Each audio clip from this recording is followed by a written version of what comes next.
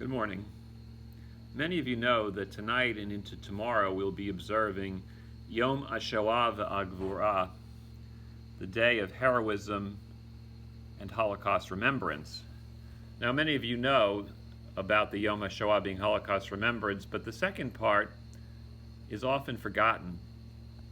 It's sadly stated, and I think mistakenly stated, that the victims, without exception, were led like sheep to the slaughter.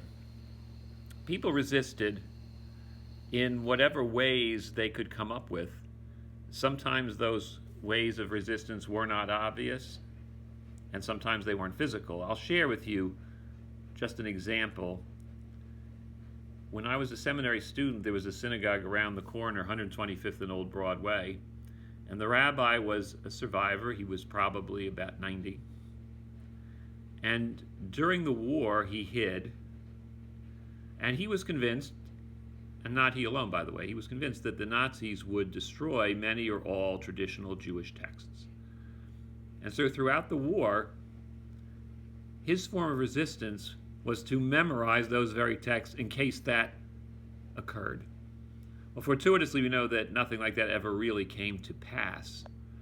But as a result, the traditional teaching of Judaism, which certainly was one of the goals of the Nazis to extinguish, not only continued forward, but actually was very much enhanced by the actions of those who spent all those years preparing through memorization to teach and perpetuate all of these traditional Jewish sources.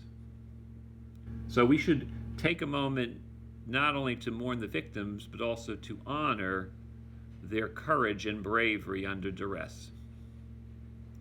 This is Rabbi Scott Hoffman, and I'm wishing you a safe and peaceful week.